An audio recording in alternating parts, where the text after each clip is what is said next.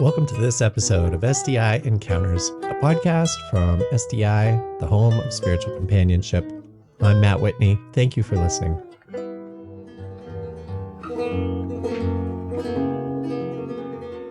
Learn more about our work and the work of spiritual companionship on our website, sdicompanions.org.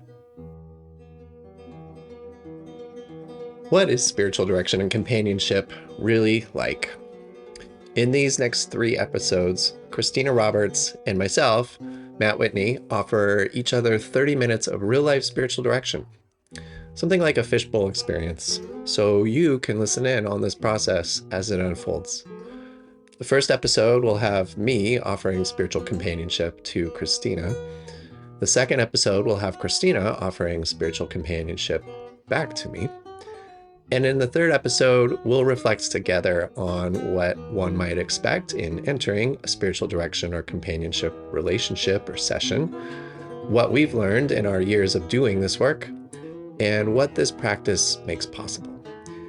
Whether you're curious about becoming a spiritual director, seeking one yourself, or simply drawn to deep listening and presence, we hope these episodes offer a rare and honest glimpse into the heart of spiritual companionship. Hello, it's good to be with you. My name is Christina Roberts, and I'm joined today with Matt Whitney. And we thought it might be interesting to give an example of what one might experience in a spiritual companioning, spiritual direction session. And so last week, Matt was in the role of spiritual guide and I was the seeker. And so today we're going to switch roles and I'll be in the role of the spiritual guide while Matt is the seeker. And before we begin, I want to offer a couple of notes. First of all, in a real life session, typically they are closer to 1 hour. So we are truncating it for the purpose of this podcast. Also, there's an opportunity at the beginning of sessions to choose how you would like to begin. So some people really appreciate a moment of silence. Others might like a verbal prayer or a poem. And so for the purposes of this podcast, I will invite Matt to begin how he wants, but we don't want you to have to listen to long periods of quiet. And so we'll be editing out some of that for the purpose of this podcast. And I think the most noteworthy thing is that when you go to a spiritual guidance session, it's confidential. In fact, confidentiality is held in very high esteem. And so for today, we both agreed to share this broadly for the purposes of sharing an example with you all.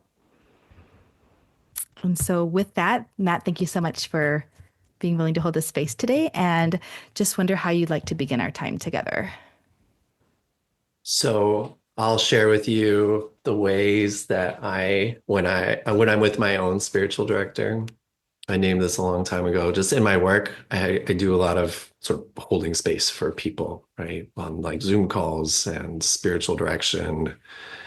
And like one of the greatest gifts to me is when a spiritual director can just hold a space for me in silence. And so what I would ask for is, can you, Christina, just hold a little bit of silence for me here where I can just like release into the trust of it? Absolutely. And so, Matt, as we do that, I'm going to let you just take as much silence as you want. And then when you feel like you've had enough, I'll invite you to begin verbally with us. Okay. Yeah. Okay, I'm ready. So I have been doing quite well lately. And I feel like I'm in a season where I've moved from more of a dark night of the soul, wandering in the desert, wondering where the spirit is showing up, to one where spirit feels really alive and present. And I think part of that, well, there are many parts. So it's springtime, it's sunny. Everything is growing like really fast and flowering and blooming in ways that like daily are shocking. Like, where did these flowers come from? How did these plants, like suddenly they're just there where they weren't there yesterday, and is really miraculous. I like to go running now, which is kind of a new thing for me. At least the enjoyment of it is a new thing. So, I've been trying to run as a discipline for the last year and a half. a couple days a week. But it was always hard and not fun. And I was glad when it was over. And now I've moved into a space where I enjoy it. I look forward to it, even just like half an hour, just to like be in my body and be running and come home sweaty. And I'm like, yeah, that was great. Right. Mhm. But the thing that has really kind of been moving with me is music, songs. Mhm. And like I become sort of obsessed with particular songs.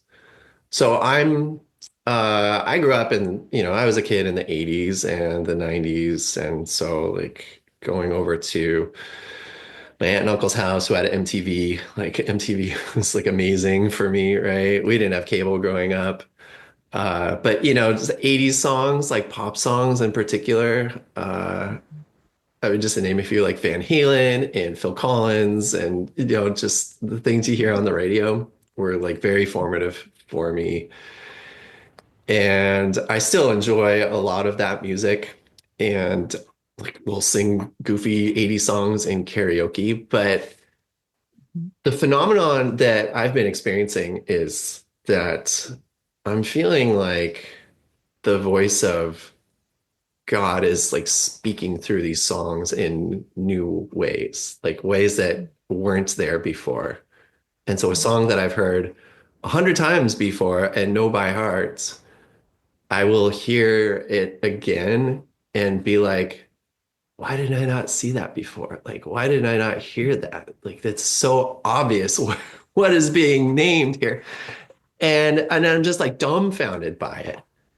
And then I'm just like obsessed with the song. I listen to it over and over again. And then I almost don't care like what the original intention of the song was, because when you think of like 80s love songs, it's like, they're hitting on a girl, right? But I mean, now it's like poetry. It is poetry, goofy songs, but also like really good songs. I have a song before I share it. I guess one of my own discernments has been, can I trust that? Right? Like, can I trust that this is the voice of the divine singing through, you know, David Lee Roth or whoever, which sounds really profane, but I'm serious. Like, that's my discernment and continues to be my discernment. So I don't know. I don't know how you receive that or respond to that, or if you have a response for me. Mhm. Mhm. Um, well, thank you, Matt. I'm struck, kind of you starting off big picture of, you know, the miraculous witnessing of things blooming around you that would, otherwise be ordinary, or coming to these songs that at one point in life were really important to you and sort of revisiting. And it's like, wow, how it's popping, if you will. I think I'm hearing sort of that happening. And so I'm curious around that question that you're posing. Can I trust that? Where do you feel is the genesis of that question? Like, where do you think that question's coming from? Such a great question. I think I can respond. One of my bigger questions my entire life is like, where is God? Right? Mm, Where is the divine really? Is God some abstract, transcendent, far away being that we're like trying to strain out of our like earthy material selves to like make contact with, or is mhm, trying to contact us? Or is it imminent? Is it like God is in, right? Spirit is in the thisness of our lives, right? mhm, It's like one and the same. And, can both be true in a like non-dual way. Yes, like I think I can accept that too. But that's like the genesis of the question. Like even in like a head knowledge that like sure both are true. mhm, Like I feeling into it is still, a an exercise for me. mhm, mhm, Yeah. mhm, So that's the mhm, genesis of that. Like, can I trust mhm, this? Is this mhm, real? Right. mhm, mhm, Yeah. mhm. And Matt, when you sit with your experience, like how do those things come together? Your question around where is God? It sounds like God can be in the both and. And I'm listening to these 80s songs. Where's I'm hearing maybe some dissonance as well as some like, I'm obsessed with this song now and I want to keep listening to it over and over. So there seems to be this desire or craving that I'm hearing, sort of mixed with some dissonance. Is that fair to say? As I say that, what comes up for you? Yeah, what comes up for me is another great sort of scene, like worship music. So I'm not, I don't go to church anymore. I grew up in churches. And so, singing worship songs is, you're using your voice, you're in your body, you're making art, uh, you're offering like real voice, in a sort of connective way. And my wife is a singer and, she knows this like really acutely. It is that both and space that you named.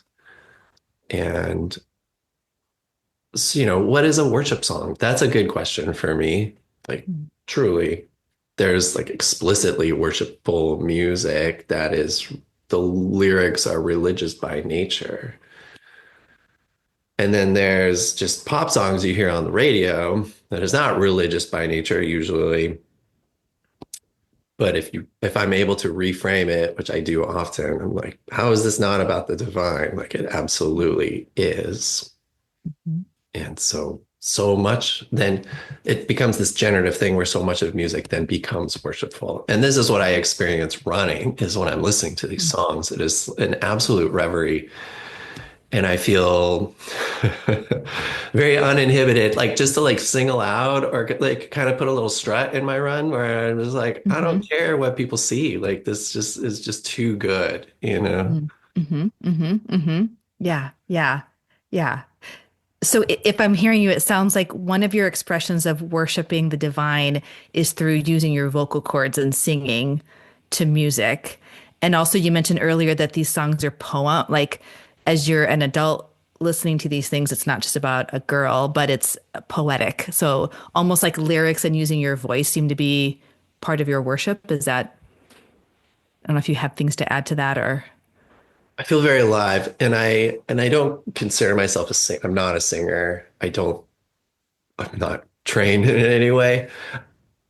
So I do love karaoke and I love finding songs that make people laugh in Mm, hmm. particular Hmm. that are fun to sing because I used to actually not like karaoke. Like there was like oh, I'm too cool for this. Like, I'm not going to go up there and make a clown of myself, but which Yeah. at the root of that was like kind of a shame or an embarrassment or a reservedness to be sort of uninhibited. And that's gone. That's not there Hmm. anymore. But even like in my 20s, like there was some of that, like not allowing myself to just be free and joyful. It's really interesting. I mean, I can look back to a time in my 20s where we went out for karaoke and I just sat there in kind of a bad mood, like a grouchy mood, like I Hmm. don't want to be here.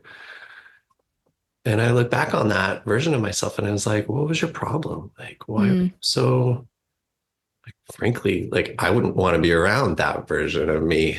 Hmm. Hmm. It's so strange. And I have not reconciled that for myself.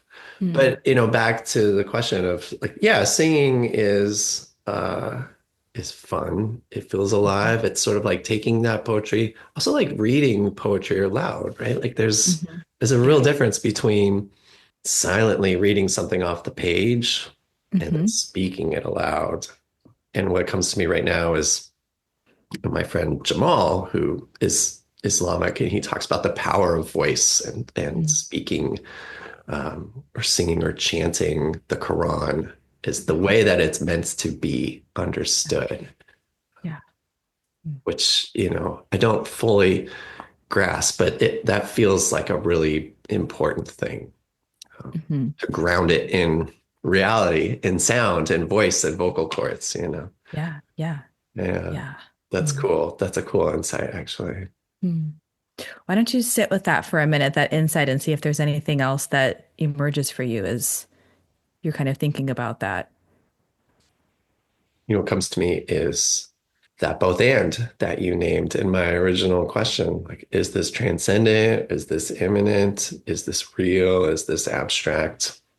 Those boundaries get obliterated through Mm. singing Hmm. when you Hmm. take something off a page or press Yeah. play on a song, Hmm. it is those boundaries are being obliterated real Mm-hmm. time Yeah. Yeah. in a very good, awesome way. Hmm. Hmm. Yeah. So I have a song that, just as an example, this is not Sure. an 80s song, it's a 90s song by the band In Excess. Hmm. And it's called Disappear. It's such a rad song. I actually made a whole painting about it last week. Mm. It's just Wow.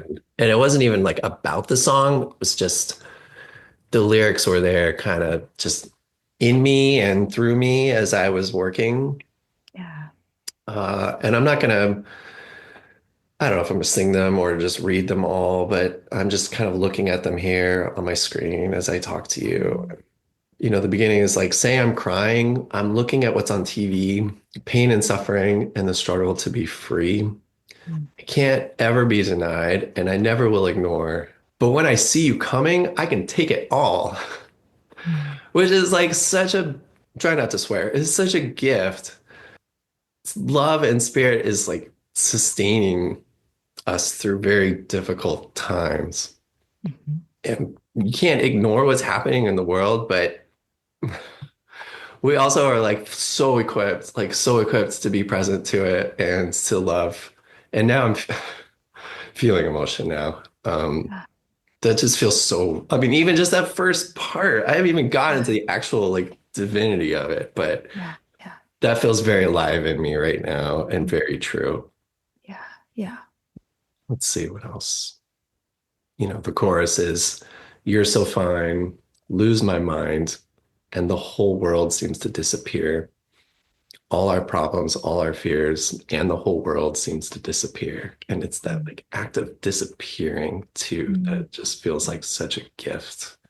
Both not denying what's happening and also like disappearing to the what needs disappearing. Just Mm. the act of disappearing is a sort of there's a lightness to it. I Mm. almost think of it like evaporating.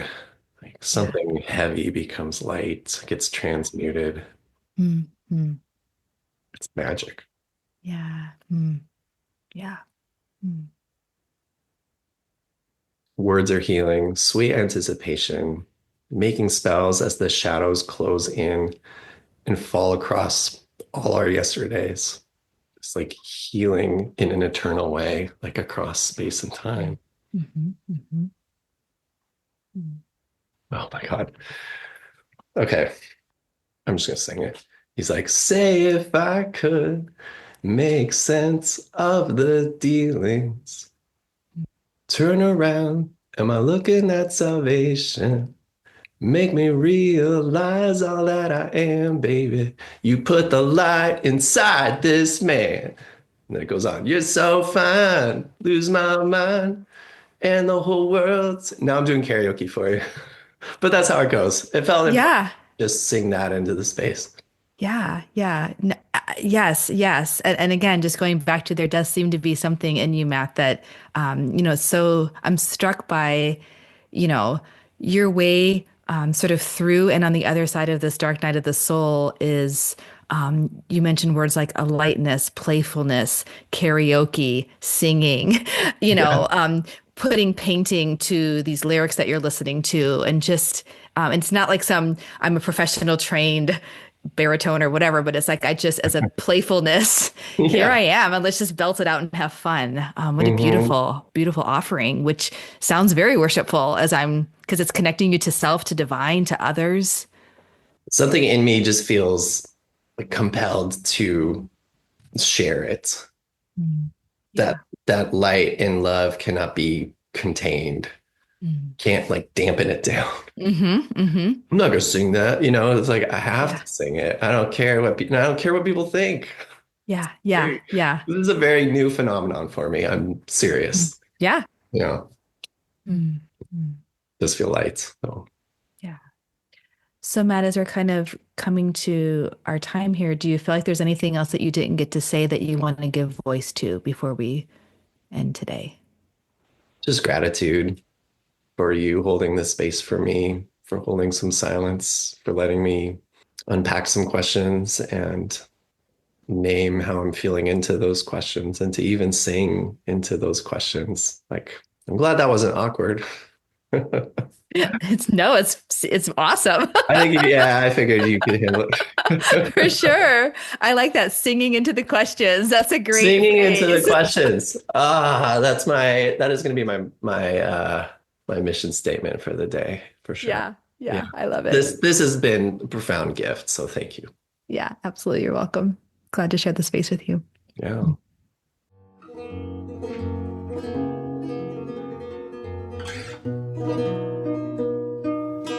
If you're enjoying this podcast and you want to help us share and spread the word about the life-giving practice of spiritual companionship, you can help us out by subscribing to this podcast on our website. You could give us a like or even write us a review.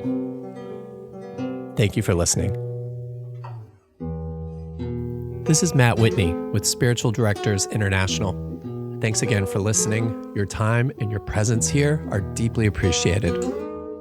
If you liked this show and would like us to continue making them, please do subscribe now while it's fresh on your mind. Also, we would love to hear from you, so please feel free to send in your comments and suggestions to the email address podcast@sdiworld.org. SDI is the home of spiritual companionship. Learn more about us and our work on our website, sdicompanions.org.